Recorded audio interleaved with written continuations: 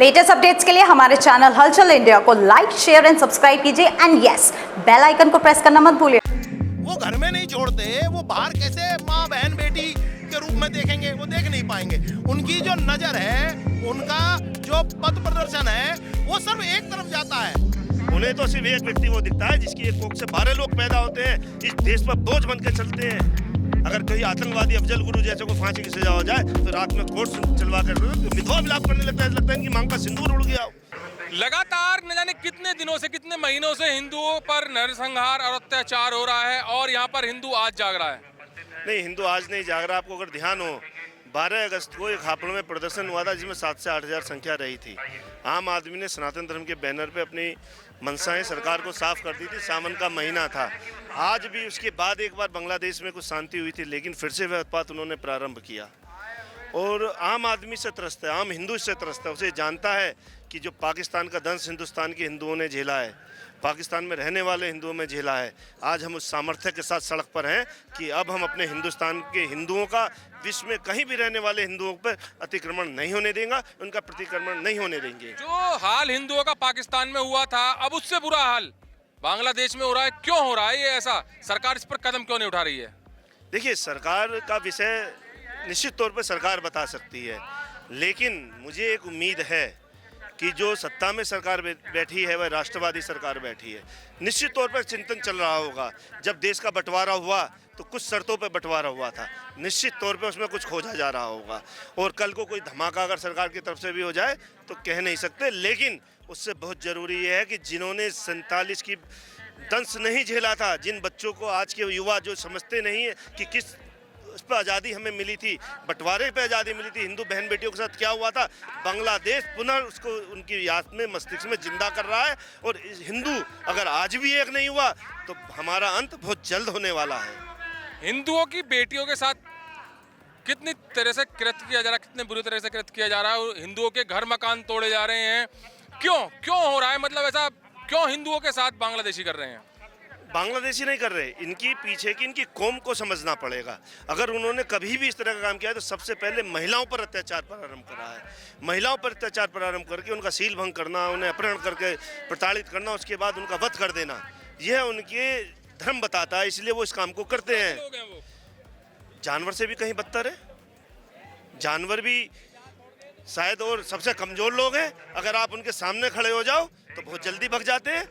बशर्त हमें उनके सामने सामूहिक इकट्ठा होकर खड़ा होना पड़ेगा, अपना सामर्थ्य, अपनी ताकत दिखानी पड़ेगी। वो तो ऐसे भगेंगे आपको दिखेंगे भी नहीं। इतिहास गवाह है। ये ताकत जो आज यहाँ पर इकट्ठा हो रही है, ये बांग्लादेश में जाकर कैसे दिखेगी? हर चीज़ के लिए बांग्लादेश में जाना जरूरी नहीं है। बांग्लादेश एक पहलू है हमारा, वहाँ हिंदुओं को बचाने के लिए। अगर आज हम यहाँ संगठित होकर खड़े हैं तो ये एक इंजेक्शन से कई सारे ट्रीटमेंट हैं। सरकार को चिंतन करना पड़ेगा, वहाँ की इंटरनेशनल कम्युनिटी को चिंतन करना पड़ेगा। जो छोटी सी भी घटना अगर अल्पसंख्यकों के साथ हिंदुस्तान में हो जाती है, चिल्लाने लगते हैं मानव अधिकार, वो कहाँ है? मैं आपके माध्यम से पूछना चाहता हूँ, वो चुप हो गए? चलिए, सरकार हमारी कुछ नहीं कर ली, लेकिन वो मानव अधिकार कहाँ है जो एक छोटी सी घटना पर हल्ला मचाकर तिल का ताड़ बना देते हैं? क्यों? क्योंकि हम लोग संगठित नहीं थे, इसलिए हमें इग्नोर किया जाता था और इन्हें बल दिया जाता था। राहुल गांधी संभल जा रहे थे, संभल हिंसा के बाद वहां पर उनको रोक लिया गया और प्रमोद कृष्णन जी भी रास्ते से जा रहे थे। उनसे सवाल पूछा गया तो उन्होंने कहा राहुल गांधी को बांग्लादेश जाना चाहिए। बिल्कुल सही कहा। उन्हीं के घर के परिवार के सदस्य रहे हैं प्रमोद कृष्णन जी, उसी घर के मुखिया भी रहे हैं, उनके साथ काफ़ी लंबे समय तक चले हैं, उनका अधिकार है। और ये तो इस देश की खूबसूरती है, आप पूछ तो कुछ भी सकते हो, लेकिन उनका संभल जाना और बांग्लादेश पर कोई स्टेटमेंट ना देना ये बताता है कि उनकी मानसिकता क्या है। जो देश का बंटवारा हुआ था वो मानसिकता आज भी जिंदा है। अगर आपको ध्यान हो, ब्रिटेन के एक अखबार ने कहा था, बांग्लादेश के पत्रकार ने, कि राहुल गांधी के मिलने के बाद वहाँ घटनाएं चालू हुई हैं। इस पर ध्यान से पढ़िएगा तो कहीं ना कहीं कुछ तो लिंक उनका है उनके साथ। वो चाहते हैं कि हिंदू सुरक्षित ना रहे, वह कहीं ना कहीं गजवा हिंद में उनका सहयोग कर रहे हैं और हिंदुस्तान का हिंदू ये नहीं होने देगा। क्या इसी चीज को लेकर प्रमोद कृष्णन जी कह रहे थे कि राहुल गांधी संभल में जाकर माहौल बिगाड़ने की कोशिश कर रहे हैं? नहीं, राहुल गांधी क्या सभी लोग संभल जा रहे हैं? उन्हें सिर्फ संभल दिखता है, बाकी कुछ दिखता ही नहीं है। कहीं दलित बच्ची के साथ कुछ हो जाए, किसी को कुछ नहीं दिखता। कहीं हिंदू बच्ची के साथ होता है, दलित बच्ची के साथ होता है, जो हमारी समरसता विभाग है, सारी जो हमारी बच्चियां हैं उनके साथ होता है, हिंदू समाज की किसी भी बच्चे का उन्हें दिखता ही नहीं है। धृतराष्ट्र बन जाते हैं, और धृतराष्ट्र का अंत 100 पुत्रों की मौत के बाद धर्म की स्थापना हुई थी, वही इनके साथ होने जा रहा है। जबकि बांग्लादेश का भी मुद्दा इनको उठाना चाहिए। वही राष्ट्रीय स्तर के नेता हैं, तो कहीं भी अगर हिंदू रहता है तो उसकी चिंता करनी चाहिए।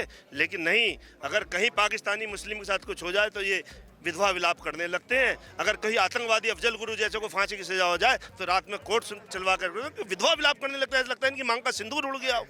उन व्यक्तियों के बारे में क्या बात करें यार, जो हमारे बारे में नहीं सोचता, हिंदुओं के बारे में नहीं सोचा, हमारे बारे में नहीं सोचता। मैं हिंदू हूँ, गर्व से कहता हूँ मैं हिंदू हूँ। क्यों नहीं सोचा जाता भाई? आखिर 47 के बाद इसने हमें दिया क्या? हमें बंटवारे दिए, हमें प्रताड़ित किया गया, हमारी बहन बेटियों के साथ अत्याचार हुआ, और चुप, मौन, बिल्कुल मौन। सोचने का विषय है भाई। आखिर कब तक हम इस दंश को झेलते रहेंगे? हमारा समाज इस दंश को झेलता रहेगा। सिर्फ इन्हें एक चीज आती है कि हिंदुओं को संगठित मत होने दो। जब भी हिंदू संगठित होता है, ये जात पात का विषय निकाल लाते हैं कि ये वाल्मीकि, ये जाटव, ये। भाई साहब, मैं एक सवाल पूछना चाहता हूँ, इस देश से आरक्षण कौन खत्म नहीं होने देना चाहता? कौन उन्हें एहसास दिलाता है बार बार हमें जातियों में बांटकर? हम एक होते हैं, लेकिन चुनाव आते वक्त ये जाति का बीज बोके हम, कारण क्या है? हम एक हो गए तो इनकी नहीं चलने वाली। अभी तो कुल 99 पाए हैं, और आप पथराव देख लो, देश में बढ़ती आतंकवादी घटनाओं को देख लो। इसके लिए नहीं बोलेंगे, इसके लिए मौन रहेंगे, इसके लिए मौन व्रत धारण कर लेंगे। नहीं, हम नहीं बोलेंगे। इन्हें बोलना पड़ेगा। इन्हें बंगाल में हो रहे हिंदुओं पर अत्याचार के लिए बोलना पड़ेगा।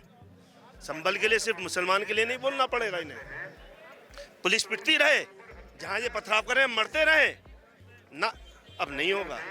पुलिस का दर्द नहीं दिखा, दिखता ही नहीं ना भाई। वो किसी माँ बाप के बेटे थोड़ी हैं, वो किसी माओ की कोख से पैदा थोड़ी हुए हैं। उन्हें तो सिर्फ एक व्यक्ति वो दिखता है जिसकी एक कोख से 12 लोग पैदा होते हैं, इस देश पर बोझ बन के चलते हैं,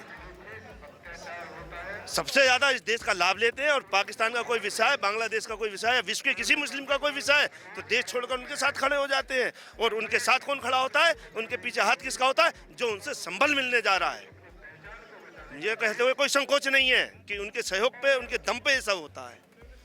लेकिन भारत, हिंदुस्तान अब इसे बर्दाश्त करने की स्थिति में नहीं है। ये हापुड़ जनसभा ये बता रही है कि जग जाओ, वरना तुम खत्म हो जाओगे। जो धृतराष्ट्र का अंत हुआ था वही अंत तुम्हारा होगा। प्रफुल्ल जी, एक बहुत बड़ा सवाल है, जो कि बांग्लादेशियों की बात की जाए तो हिंदुस्तान में बांग्लादेशी भी रहते हैं, उनको मान सम्मान मिलता है, उनको व्यापार मिलता है।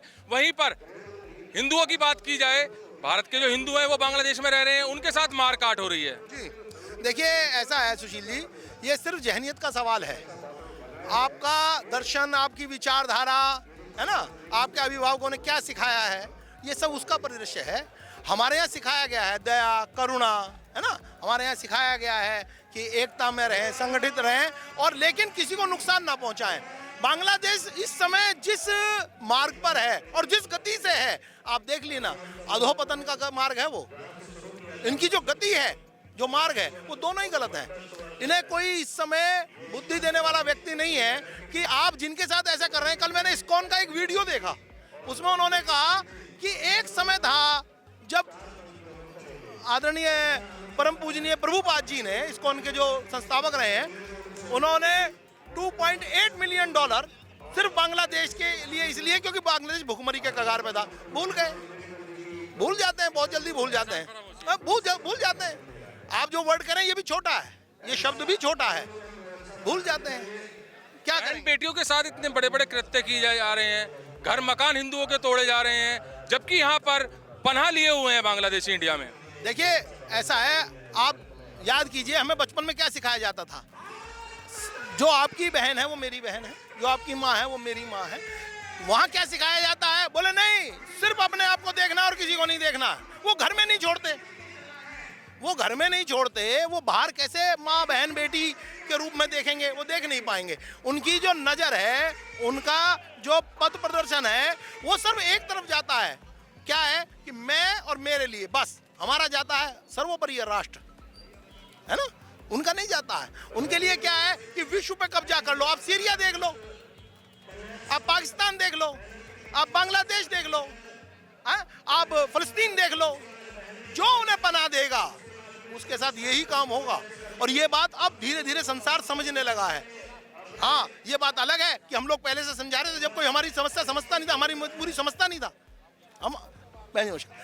हम अपने घर में रहने वालों के साथ परिवार की तरह बर्ताव करते हैं, व्यवहार करते हैं। यहाँ भी तो मुसलमान रहते हैं, यहाँ भी तो मुसलमान रहते हैं। हम लोगों के उनके साथ व्यवहार है। कोई कारपेंटर है, कोई प्लम्बर है, कोई पेंटर है? हम भी तो उनके साथ परिवार की तरह रहते हैं। लेकिन उन लोगों को आदत नहीं है, वो आपस में भी परिवार की तरह नहीं रहते हैं। जो पाकिस्तान में हिंदुओं का हाल हुआ था, पाकिस्तान ने हिंदुओं का हाल किया था, क्या लग रहा है बांग्लादेश भी उसी नक्शे कदम पर चलने लग गया है? बांग्लादेश उसी नक्शे कदम पर चलने लगा है। मैं दोबारा अपनी बात की पुनरावृत्ति कर रहा हूँ। ये अधोपतन का मार्ग है, ये बहुत जल्दी खत्म होंगे। ये सुसाइड बॉम्बर हैं, स्वयं खत्म होंगे। जय हिंद, जय भारत। उमेश राणा जी, हिंदुस्तान में बांग्लादेशियों को व्यापार मिल रहा है, मान सम्मान मिल रहा है, रहने को जगह मिल रही है, और वही बांग्लादेश आज हिंदुओं पर अत्याचार कर रहा है, नरसंहार कर रहा है। ऐसा क्यों? देखिए, भारत हमेशा वासुदेव कुटुंबकम की जो अपनी नीति उस पर चलता आया है। भारत के अंदर किसी भी देश का कोई नागरिक होता उसके साथ अत्याचार नहीं होता। लेकिन जिस तरह की घटनाएं बांग्लादेश में लगातार घट रही हैं वो बहुत ही दुर्भाग्यपूर्ण है। और आज हिंदू समाज ने इकट्ठा होकर के एक ये मांग की है विश्व समुदाय से कि बांग्लादेश की सरकार पर एक दबाव बने, जो वहाँ पर हिंदू और हिंदुओं के अलावा जो अल्पसंख्यक समुदाय हैं उन पर जो लगातार अत्याचार हो रहे हैं वो बंद हों। उन्हें भी एक सम्मानजनक जीवन जीने का अधिकार बांग्लादेश में मिले। जिस तरह के भारत के अंदर अन्य देशों के यदि कोई नागरिक रहते भी हैं तो उनको सम्मानपूर्वक रहने दिया जाता है। तो भारतीय हिंदुओं को ही क्यों नहीं रहने दिया जा रहा, जबकि भारत में बांग्लादेश के लोग रह रहे हैं, उनको मान सम्मान दिया जा रहा है? हिंदुओं पर ही क्यों अत्याचार किया जा रहा है? हिंदुओं को बांग्लादेश में क्यों नहीं रहने दिया जा रहा, जबकि उनके घर मकानों पर भी हमले किए जा रहे हैं? देखिए, जब बांग्लादेश बना उसके बाद से लगातार घटनाएं उस तरह की हो रही हैं, लेकिन अब इन घटनाओं में बहुत तेजी आई है। और ऐसा नहीं है कि बांग्लादेश में पहले भी हिंदुओं पर अत्याचार नहीं हुए, लगातार पहले भी हुए हैं। इस बार कुछ ज़्यादा हुआ है क्योंकि कट्टरपंथी सरकार वहाँ पर बनी है, और उस कट्टरपंथियों के कारण ही आज बांग्लादेश का पूरा माहौल पूरे विश्व के अंदर खराब हुआ है। और एक उन्होंने मुस्लिम कट्टरपंथ की एक संदेश देने का काम किया है जिसका भारत पुरजोर विरोध करता है। अच्छा, भाजपा सरकार इसमें किस तरह का कदम उठाने वाली है? भाजपा सरकार विश्व समुदाय से बात करके बांग्लादेश की जो इस समय सरकार है, वहाँ के जो जितने भी सरकार चलाने वाले लोग हैं उन पर दबाव बना करके जो हो रही घटनाएं उन पर विराम लगाने का काम मांग करेगी।